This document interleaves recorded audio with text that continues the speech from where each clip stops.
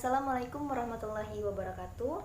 Di sini saya Sri Yulia Astuti, NPM 1901081029 dari jurusan Tadris Biologi kelas A semester 6. Oke, kemarin kita sudah membahas tentang materi genetika. Nah, yang selanjutnya hari ini kita akan membahas tentang ekspresi gen. Apa sih yang dimaksud dengan ekspresi gen? Kemudian apa saja proses-proses yang ada di dalam ekspresi gen itu sendiri. Nah, untuk lebih jelasnya, teman-teman simak video berikut ini. Oke teman-teman, sebelum kita masuk ke materi ekspresi gen lebih lanjut gitu ya, kita akan membahas terlebih dahulu tentang penggandaan diri bahan genetik gitu ya, atau yang kita sebut dengan replikasi DNA, yang mana tadi termasuk ke salah satu sifat dari bahan genetik itu sendiri. Nah, kita kenal dengan replikasi DNA. Jadi replikasi DNA ini adalah proses penggandaan diri atau proses penggandaan bahan genetik yang kita sebut dengan DNA gitu ya, dalam pembelahan sel. Lebih tepatnya itu pada pembelahan sel secara meiosis. Nah, yang kemudian nantinya akan memisah secara rata gitu ya, sama rata ke sel-sel anaknya selama proses mitosis gitu. Nah, lalu selama pembentukan gamet gitu ya, bahan genetik atau DNA ini akan mengalami replikasi atau penggandaan diri gitu sebelum memisah ke sel-sel anaknya, namun gitu ya, namun hanya mengandung setengahnya saja gitu dari sel induknya, tetuanya gitu pada fase meiosis ini nanti.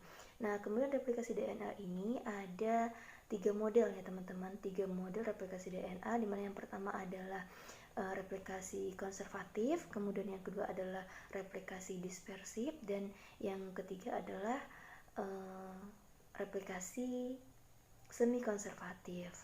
Nah, oke, kita tidak terlalu menjelaskan secara detail untuk materi ini. Kita langsung saja ke materi ekspresi gen. Kata ekspresi ini artinya pengungkapan, mengungkapkan.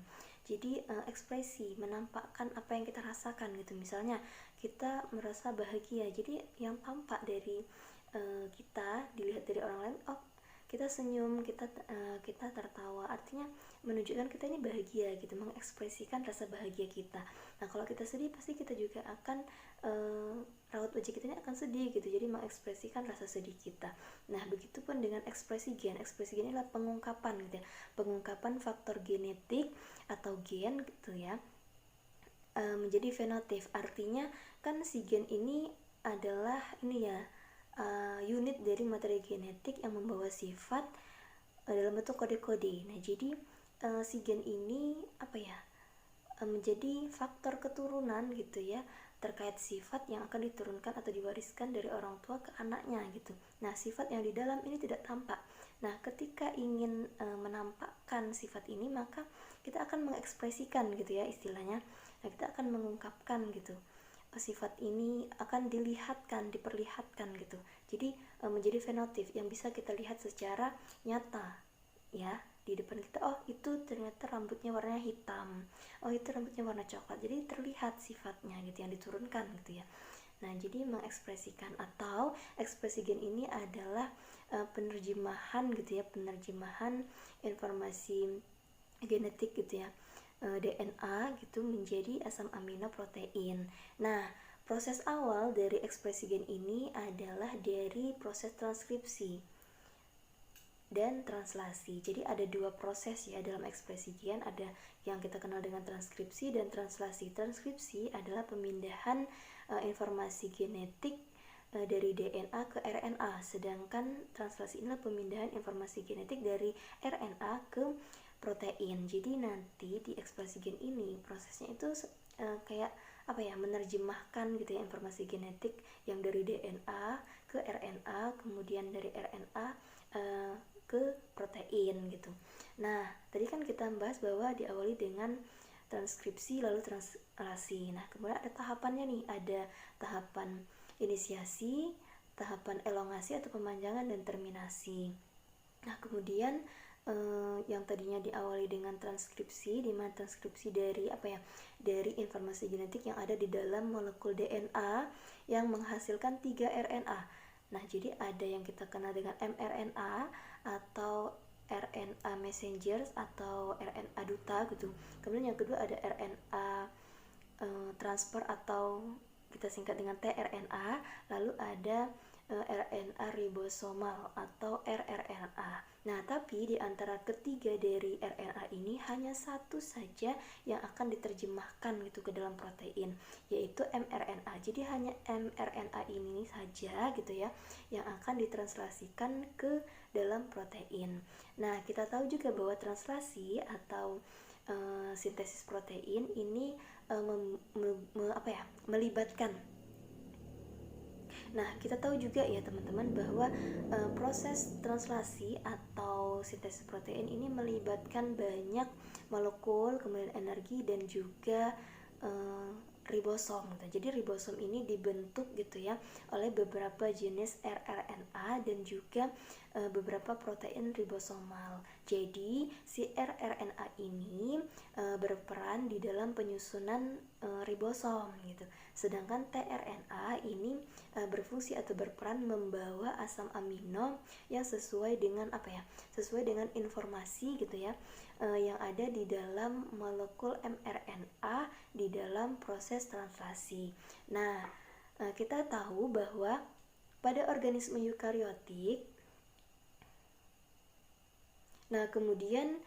pada organisme eukariotik proses transkripsi ini terjadi di dalam nukleus atau inti sel, sedangkan proses translasinya ini terjadi di sitoplasma. Oke, untuk yang selanjutnya kita akan membahas tentang proses ya, mekanisme dari proses transkripsi dan translasi. Kita simak video berikut ini.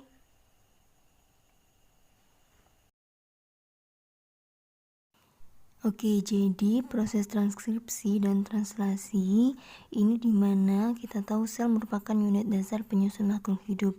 Nah, di dalam sel terdapat nukleus yang mengandung genom.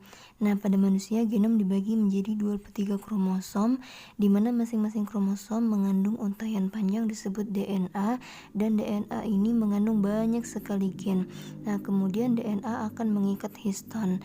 Nah, kemudian di enzim, rantai double helix atau dari DNA ini akan terbuka melebar dan terpisah menjadi rantai DNA yang bentuknya nanti di atas dan di bawah gitu ya. Nah, pada saat DNA ini menempel pada enzim, tiba-tiba datang si nukleotida mRNA bergerak dari luar ke dalam mengikat nukleotida DNA pada rantainya paling bawah sesuai kode genetiknya. Nah, proses pengikatan tersebut kita sebut dengan proses transkripsi. Kemudian mRNA akan keluar dari nukleus ya. Nah, disinilah nanti terjadinya proses translasi. Namun sebelum itu akan terjadi penghapusan atau pemotongan dan penambahan. Baru dia akan bergerak dari nukleus ke ribosom melewati cairan sitoplasma. Nah, kemudian nanti dia akan mengikat mRNA. Jadi ribosom akan mengikat mRNA. Nah, ribosom akan membaca pesan mRNA dengan menyediakan rantai yang berikatan dengan asam amino yang disebut dengan tRNA dari luar. Kemudian tRNA telah menyiapkan 3 nukleotida sebagai antikodon. Nah, nanti kodon tRNA akan membantu membaca antikodon dengan pengikatan yang berurutan secara triplek. Gitu ya, teman-teman. Kemudian nanti dia akan asam amino ini sesuai urutan antikodon, tRNA akan mendorong kodon mRNA. Kemudian terjadilah pengikatan antara amino yang terlepas dari satu tRNA dengan asam amino dari tRNA yang baru. Nah, nanti dia akan mendorong mRNA sehingga tRNA ini akan terdorong.